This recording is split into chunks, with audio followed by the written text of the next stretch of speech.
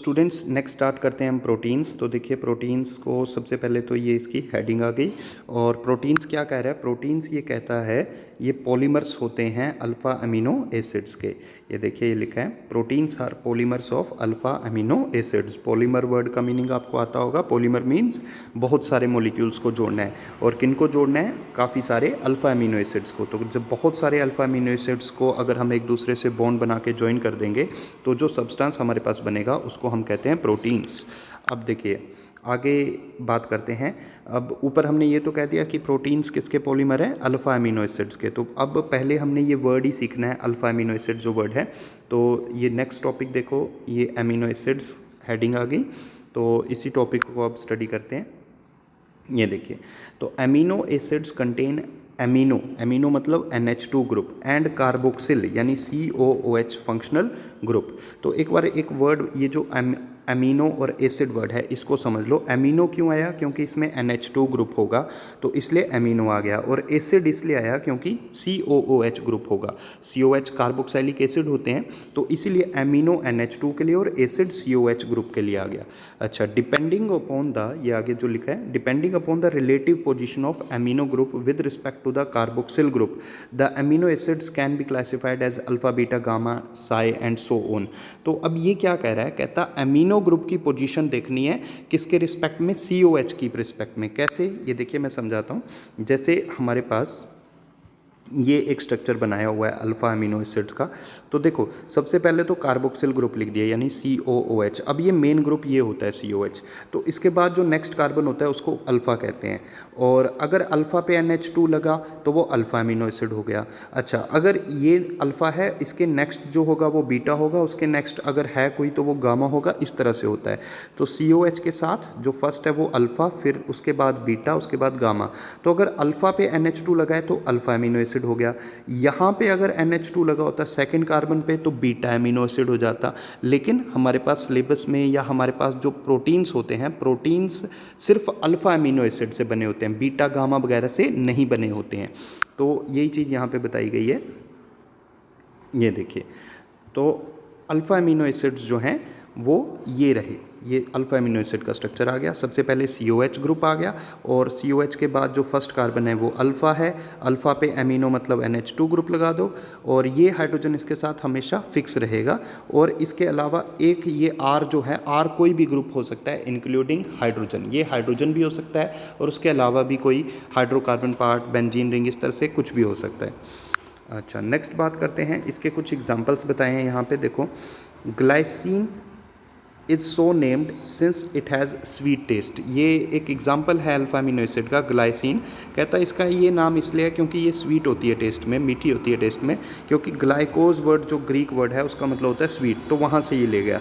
इसी तरह से tyrosine was first obtained from cheese. ये जो टायरोसिन था ये सबसे पहले किससे लिया गया? चीज़ से लिया गया। और ये जो ग्रीक में टायरोस वर्ड होता है ये चीज़ के लिए होता है। तो इस तरह से इनके नेम्स लिए गए हैं। अच्छा, यहाँ पे एक और ये चीज़ जो मैंने ऊपर वर्ड्स में आपको बता दी थी कि only alpha amino acids are obtained on hydrolysis of proteins. यानी हमारे पास जो प्रोटीन्स होते हैं ना, हमारे पास जो नेचर में मिलते हैं, उनकी जब हाइड्रोलिसिस की गई यानी उनको जब तोड़ के देखा गया वाटर में तो सिर्फ अल्फ़ा अमीनो एसिड मिले, मतलब बीटा गामा वगैरह नहीं मिलते हैं। तो इसीलिए हमने ऊपर मेन डेफिनेशन इसकी यही कही थी कि प्रोटीन्स क्या हैं? प्रोटीन्स पॉलीमर हैं किसके? अल्फ़ा अमीनो एसिड्स के। अच्छा, आगे ये कुछ एग्जांपल्स हैं यहाँ पे, इनकी डेफिनेशंस आगे आएंगी, लेकिन यहाँ पे ये एग्जांपल्स हैं तो ये नोट कर लेने हैं आपने। देखो, ये नेम ऑफ अमीनो एसिड हैं। 2 अमीनो एसिड बता रहा है कौन कौन से? ग्लाइसिन और एलानीन। तो ये जो हैं ये 2 अमीनो एसिड आ गए। कौन कौन? ग्लाइसिन और एलानीन। तो ग्लाइसिन और एलानीन क्या है? नॉन एसेंशियल अमीनो एसिड्स हैं। इसकी डेफिनेशन आगे आएगी। तो ये है नॉन एसेंशियल अमीनो एसिड्स। और इनके सिंबल देखो, ग्लाइसिन का सिंबल है GLY और एलानीन का सिंबल है ALA। ये चीज़ आ गई। अच्छा, ये वैलिन और ल्यूसिन देखो, ये हैं एसेंशियल अमीनो एसिड्स। ग्लाइसिन और एलानीन कौन थे? Non essential. और ये वैलिन और ल्यूसिन जो हैं ये कौन है? एसेंशियल अमीनो एसिड्स हैं। अच्छा, वैलिन, वैलिन का जो सिंबल है वो VAL हो गया। ल्यूसिन का सिंबल हो गया LEU। तो ये इस तरह से इनके सिंबल्स हैं, एसेंशियल और नॉन एसेंशियल अमीनो एसिड्स के। आगे इनकी डेफिनेशंस भी आएंगी। ये देखो, ये नेक्स्ट टॉपिक हमारे पास क्या है, नेक्स्ट टॉपिक है हमारे पास क्लासिफिकेशन ऑफ एमिनो एसिड्स। तो क्लासिफिकेशन ऑफ एमिनो एसिड्स में ये देखिए, सबसे पहले इसने कहा कि amino acids are classified as acid, basic और neutral depending upon the relative number of amino and carboxyl group in their molecule. यानी एमिनो एसिड्स जो हैं इनको 3 पार्ट्स में कहता हम डिवाइड कर सकते हैं। कौन कौन से? एसिड बोल सकते हैं, बेस बोल सकते हैं, न्यूट्रल बोल सकते हैं। और ये किस पे डिपेंड करेगा? ये डिपेंड करेगा कहता कि रिलेटिव नंबर ऑफ, मतलब उस एमिनो एसिड मॉलिक्यूल में एमिनो ग्रुप या कार्बोक्सिल ग्रुप हैं कितने।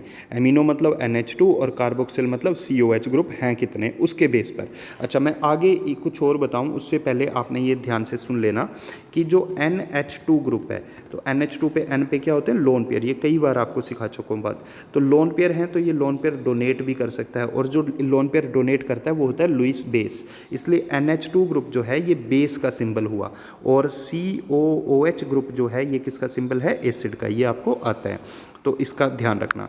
तो यही चीज़ इसी के बेस पर आगे क्लासिफिकेशन है। ये देखो, equal number of amino and carboxyl group make it neutral.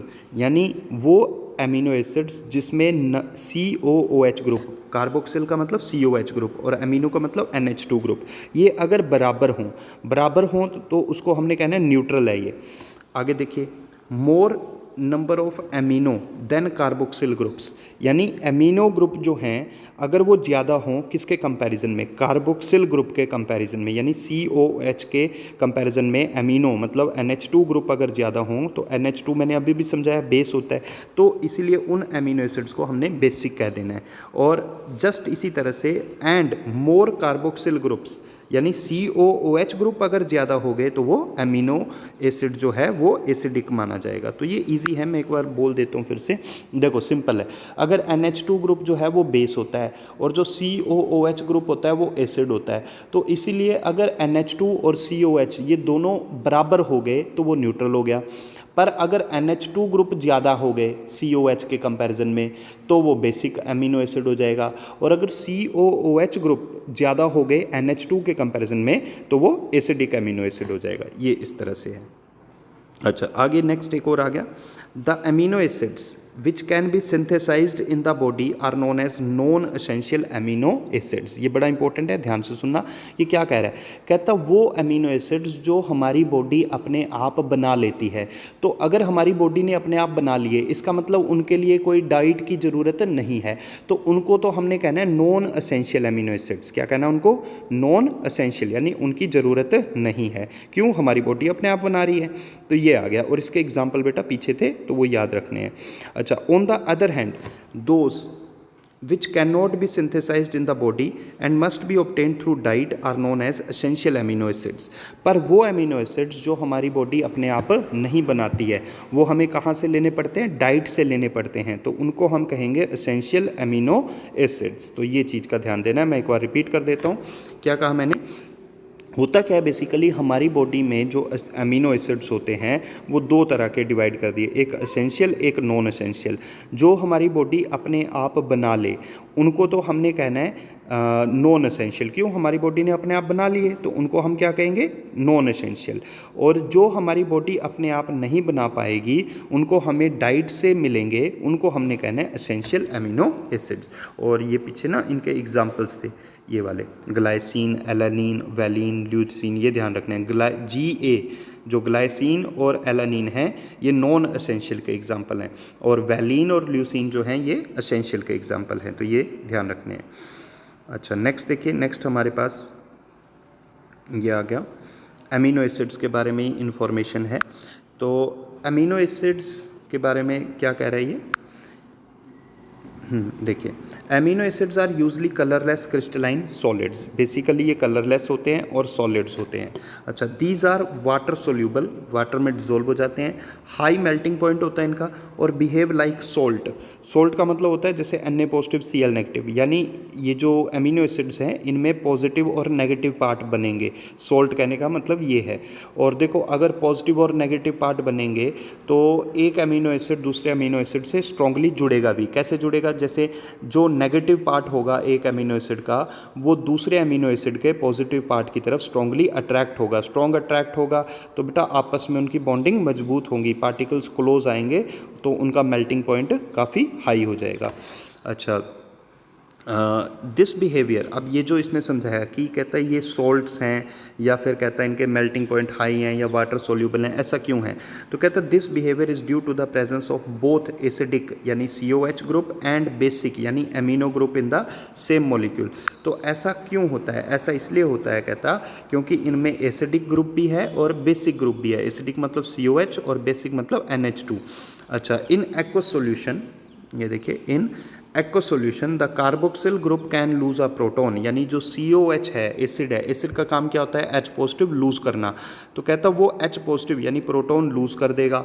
और एमिनो ग्रुप यानी NH2 वो क्या है? बेस। तो बेस का काम होता है H पॉजिटिव को गेन करना, तो वही ये करेगा। कहता है can accept a proton giving rise to a dipolar ion which is known as zwitter ion. तो ये जो वर्ड है ना ज्वेटर आयन, ये ज्वेटर आयन आपको एमीन्स चैप्टर में भी पढ़ाया था, तो ये चीज़ नई नहीं है।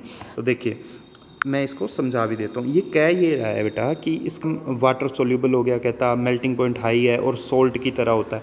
तो कहता है इसके पीछे रीज़न क्या है? इसका रीज़न ये है कि इसमें दो ग्रुप हैं हमारे पास। देखो ये जो ग्रुप है ये बेसिक है, इवन आप भी नोट कर लेना अपनी बुक में।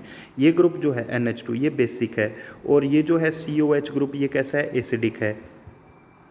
तो अब देखो ये बेस ग्रुप आ गया और ये एसिडिक ग्रुप आ गया। अब बेस का काम क्या होता है? H पॉजिटिव को गेन करना, और एसिड का काम क्या होता है? H पॉजिटिव को लूज करना। तो ये जो COOH ग्रुप है, ये COH ग्रुप क्या करेगा? अपना H पॉजिटिव लूज करेगा, और इस H पॉजिटिव को कौन गेन कर लेगा? NH2 ग्रुप गेन कर लेगा। तो यहाँ से H पॉजिटिव हट गया तो ये देखो ये क्या बन गया? RCH, ये तो सेम आ गया। आगे हो गया C double bond O negative, जबकि क्योंकि NH2 ने H पॉजिटिव ले लिया तो ये बन गया NH3 पॉजिटिव। और ये जो सब्सटेंस हमारे पास अब तैयार हो गया, देखो इसको कहते हैं ज्वेटर आयन या डाईपोलर आयन। क्यों? क्योंकि इसमें देखो एक ही मॉलिक्यूल पे नेगेटिव और पॉजिटिव दोनों चार्जेस हैं। अच्छा, नेक्स्ट काम करते हैं। देखिए तो ये इसने बताया था कि इन एक्वस सॉल्यूशन यानी वाटर में जो कार्बोक्सिल ग्रुप है यानी COH वो प्रोटॉन यानी H पॉजिटिव लूज कर देगा, और NH2 प्रोटॉन यानी H पॉजिटिव को गेन कर देगा, और इससे डाईपोलर आयन बना जिसको ज्वेटर आयन कहा। अच्छा, नेक्स्ट मूव करते हैं। देखो in zwitter ionic form amino acids show amphoteric behaviour. Amphoteric word का क्या मतलब होता है? एम्फोटेरिक उनको कहते हैं जो एसिड और बेस दोनों तरह का बिहेवियर शो कर सकते हों।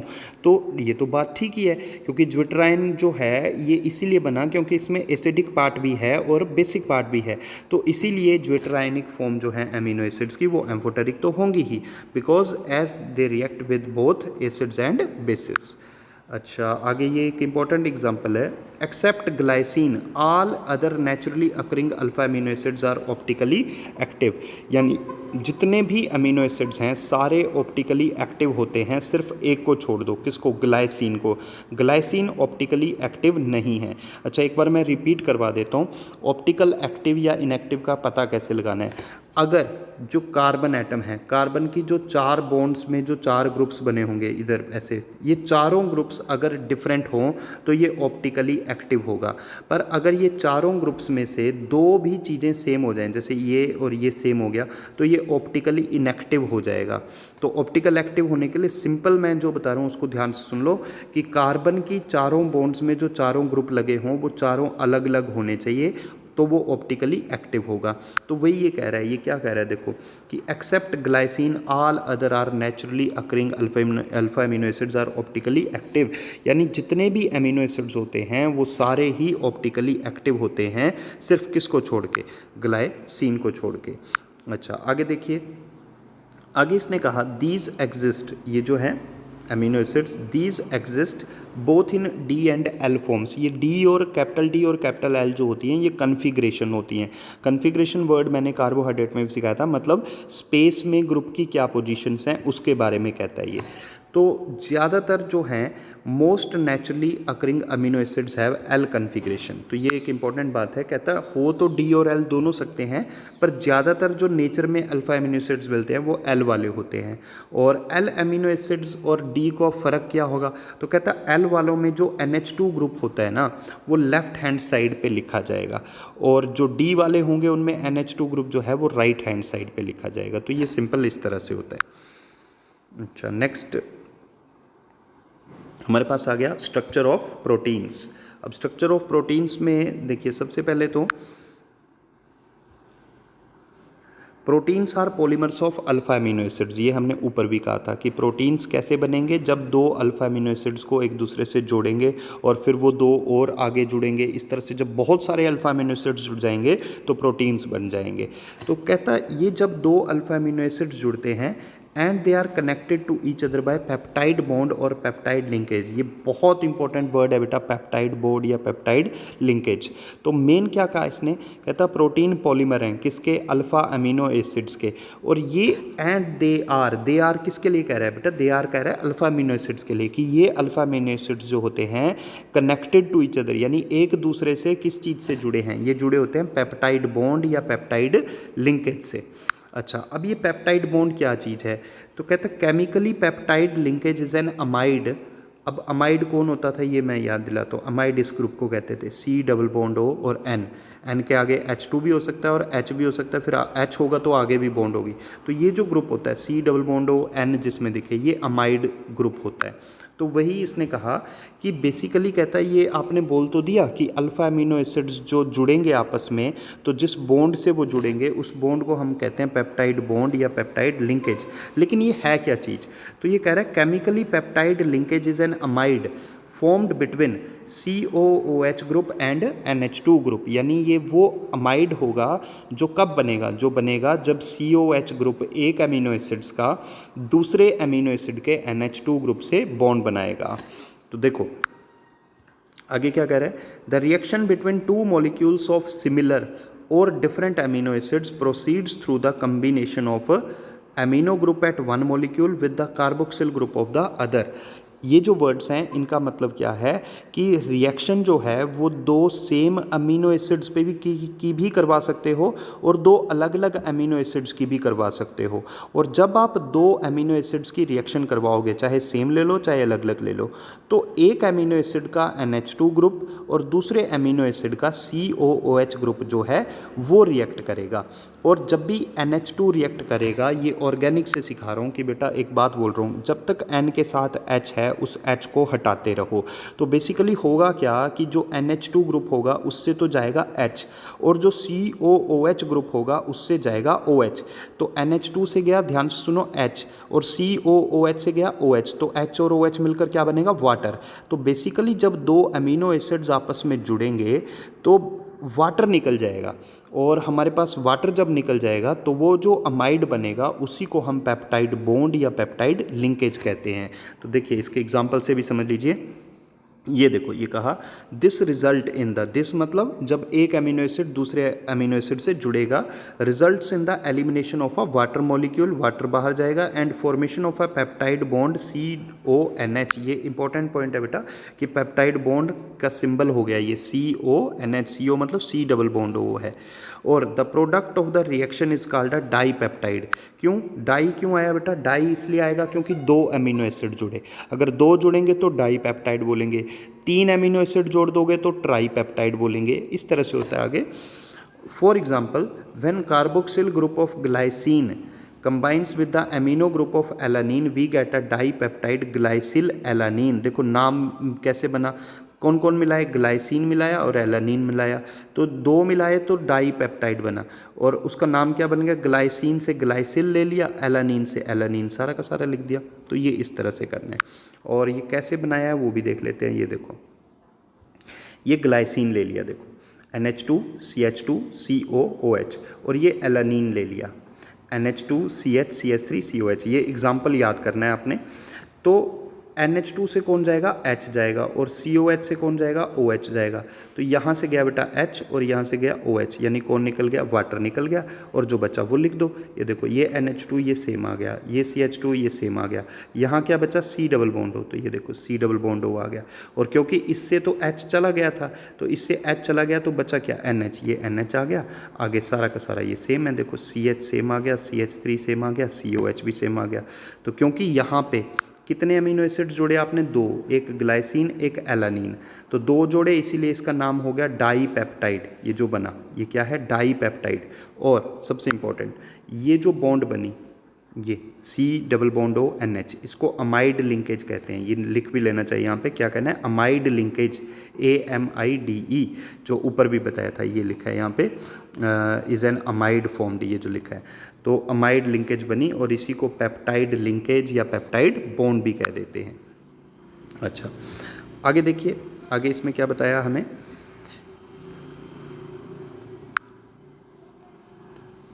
If a third amino acid combine with the dipeptide, अगर थर्ड भी जुड़ गया तो वो ट्राईपेप्टाइड बन जाएगा। और इसी तरह से ट्राईपेप्टाइड कंटेन 3 अमीनो एसिड्स। अच्छा, सिमिलरली 4, 5 या 6 जुड़ेंगे तो टेट्रा, पेंटा और हेक्सा बन जाएगा। अच्छा, when the number of such amino acids is more than 10, और जब 10 से ज़्यादा हो जाएंगे तो वो पॉलीपेप्टाइड बन जाएगा। और polypeptide with more than 100 amino acids, यानी पॉलीपेप्टाइड में अगर 100 से ज़्यादा हो जाएंगे तो इज कॉल्ड अ प्रोटीन, तो उसको क्या कह देना है, प्रोटीन। सिंपल है, देखो 2 होंगे डाई कहा, 3 होंगे 3 अमीनो एसिड ट्राई, 4, 5, 6 इसी तरह से टेट्रा, पेंटा, हेक्सा हो जाएगा। लेकिन कहता जब 10 से ज़्यादा अमीनो एसिड हो जाएंगे तो वो पॉलीपेप्टाइड हो गया। और फाइनली कहता अगर पॉलीपेप्टाइड में 100 से ज़्यादा अमीनो एसिड्स हो गए तो उसको हमने क्या कहना है, प्रोटीन।